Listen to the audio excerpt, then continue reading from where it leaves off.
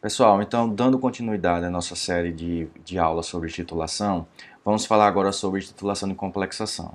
Mas vamos focar naquilo que é mais importante para nós farmacêuticos, que é a titulação com EDTA. Então, a primeira pergunta é: para que serve uma titulação de complexação ou uma titulação com EDTA? É simples. Quando a gente queria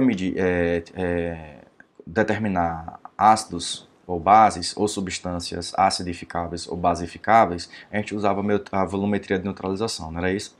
Pois bem, a titulação de complexação, né, a complexometria, no caso específico do DTA, ele serve então para a determinação de cátions metálicos. E o que é? Né? Então, a titulometria de complexação ou titulações por complexação são titulações que envolvem reações de formação de complexos, tá certo? E como é que funciona esse complexo? É relativamente simples. Eu tenho um íon metálico que reage com um ligante, formando um complexo suficientemente estável. Então, um íon metálico, tá certo? Um cátion em determinado ligante. Essa reação daqui tem que gerar um complexo. Geralmente, né, pelo menos na ciências farmacêuticas, na grande maioria das vezes, esse reagente que a gente usa é o EDTA, que é o ácido etileno diamino tetracético. Então tá aqui a molécula linda, né, é uma molécula linda do EDTA. Então a gente diz que o EDTA ele é um ligante hexadentado. Ele tem 6 pontos de possíveis ligações com os metais. 4 grupos carboxilas, então aqui os 4 grupos carboxilas, e 2 grupos amina. E aqui está a estrutura de um complexo de um metal qualquer com o EDTA. Então, observe aqui então o metal aqui no meio, tá certo? Com os pontos de reação, né, que a gente chama dos dentes do complexo. Então, ele se comporta como ligante hexadentado, em que 6 átomos doadores estão envolvidos nas ligações com os cátions metálicos bivalentes. E qual é o reagente que a gente mais usa para fazer titulações com EDTA? É o EDTA, que é o sal do EDTA, na verdade, né? Que é o EDTA disódico, certo? Que ele é vendido comercialmente, relativamente barato. O EDTA, ele tem condições de quantificar uma porrada de íons diferentes. Né? Então aqui a gente tem ferro, gálio, níquel, chumbo, cádmio, cobalto, manganês, cálcio, magnésio. Agora é importante perceber o seguinte, que cátions diferentes necessitam de pHs diferentes para poderem ser devidamente titulados. Então isso é uma característica importante das titulações com EDTA. Nós precisamos controlar o pH, tá certo? Então veja como é diferente da titulação ácido-base. Na titulação ácido-base, a variação do pH era inerente ao método. Na verdade, então, quando eu estava titulando um ácido com a base, era normal que o pH do meio aumentasse, desejável também, até o ponto em que a gente parasse a titulação. No caso das titulações com EDTA, nós precisamos manter o pH do meio constante para que a gente consiga ter efetividade na formação do complexo. Porque modificações do pH no meio, do meio podem modificar a estabilidade do complexo entre o EDTA e o íon, e a gente não tem a formação do complexo adequado, consequentemente não tem uma titulação adequada. E por que isso é tão importante? Porque o EDTA ele forma complexos diferentes, tá certo? Com constantes, né, de formação também diferentes. Então, quanto maiores essas constantes de formação, mais estável será o complexo. Então, observe que o EDTA, apesar de reagir com infinidade de cátions, a estabilidade dos complexos são diferentes. Então, a gente precisa manter o pH bem estabelecido, né, bem controlado, para que a gente não tenha modificações na estabilidade do complexo e aí não traga erro para as nossas análises. Eu fico dizendo que a gente tem que controlar o pH, etc, etc, e não digo como, né? Tamponando o meio, tá certo? A escolha do tampão, ela geralmente está descrita nos protocolos, mas é basicamente tamponando o meio. E como é que a gente sabe o momento de parar? Qual o ponto final de uma titulação de complexação? Então, muito parecido com com as técnicas que a gente utiliza na titulação ácido-base.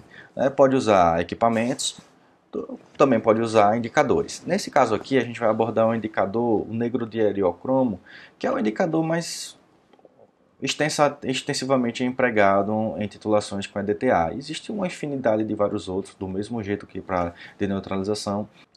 Então, é relativamente simples de perceber aqui a mudança, porque é uma mudança de cor forte, né? Ele sai de vermelho para azul ou de azul para vermelho. E como é que são os métodos titulométricos com EDTA? Bom, é aqui que eu diria que é a parte um pouquinho mais difícil da titulometria de EDTA. São as possibilidades. O direto vocês já conhecem. É o cátion mais o DTA gerando complexo. É como se fosse, então, um ácido sendo titulado com a base, dando sal e água, direto. Tá certo? A outra possibilidade é a retrotitulação. É aquela onde eu tenho o cátion que eu quero titular, a gente põe um excesso de EDTA, tá certo? Aí, uma fatia desse EDTA vai reagir com o cátion, gerando o complexo, e a fatia de EDTA, a porção de EDTA que sobrar, não é?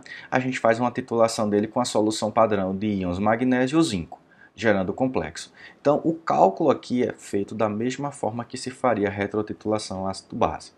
A diferença aqui vai ser no deslocamento. Essa é a parte chique da coisa, bonito demais, e a gente vai tentar entender isso aqui com um pouquinho mais de calma. Então, como é que funciona isso daqui? Eu disse a vocês, em slides anteriores, que o EDTA, quando ele reage com metais diferentes, geram complexos com estabilidades diferentes, não é isso? A gente viu isso em slides anteriores.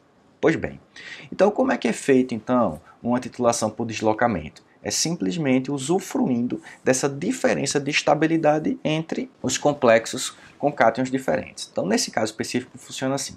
Esse cátion daqui é o cátion que eu quero, que a gente quer determinar a concentração dele. Então faz o seguinte, reage ele, né, bota ele no meio com um complexo, com excesso de complexo de EDTA com magnésio. Se o complexo gerado, que deve ser gerado, for mais estável do que o complexo com EDTA magnésio, o que, é que vai acontecer com esse cátion? Esse cátion vai deslocar o magnésio do EDTA e entrar no lugar dele. Perfeito? Tudo bem. Então, eu teria, no final das contas, o complexo sendo feito com o cátion que eu quero quantificar e o EDTA. E o magnésio, tadinho, foi deslocado. Então, ele vai ficar aqui, olha, sobrando, não vai? Vai. Então, a gente vai pegar, então, o magnésio, não é um íon, não é um cátion, beleza. Então, a gente vai titular ele com EDTA. E aí vai gerar o complexo magnésio EDTA e a gente vai lá e quantifica. Entenderam o raciocínio? Se entenderam mesmo, como é que a gente faz os cálculos? O EDTA ele se combina com íons metálicos na proporção 1:1, não importando a carga do íon. Sabe o que isso significa, velho? É que pouco importa se a carga do cátion é mais 1, como o caso da prata, mais 2, como o caso do cálcio, ou mais 3 no caso do alumínio. Pouco importa a carga. A reação com a EDTA sempre vai ser na proporção 1:1. Por que que isso é tão legal? Porque funciona como se fosse uma reação ácido-base mais simples do universo, que é NaOH com HCl. Quando a gente vai fazer a conta da titulação de NaOH com HCl, não 1:1, pois bem, vocês vão fazer sempre a mesma coisa com a EDTA. Tudo bem? Então, quem sabe fazer uma titulação, quem sabe fazer os cálculos de uma titulação ácido-base, NaOH, HCl, que é a mais simples que existe, vai saber fazer qualquer uma de EDTA, porque o raciocínio é exatamente o mesmo. Aí a pergunta é, será que eu entendi alguma coisa? Bom, se você entendeu alguma coisa, você tem que ser capaz de resolver essa questão daí. Tudo bem? Vocês tentem aí, eu coloquei a resposta daqui, se conseguirem, ótimo. Tem que conseguir no mínimo isso, tá certo? Rapaz, será que eu entendi bem, professor?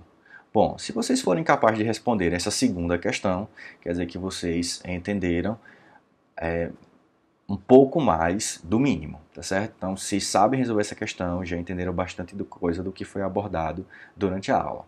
Mas se quiser saber se estão detonando, velho, aí tem que saber responder essa última questão. Se souber responder essa última, matou a pau o assunto da aula de hoje.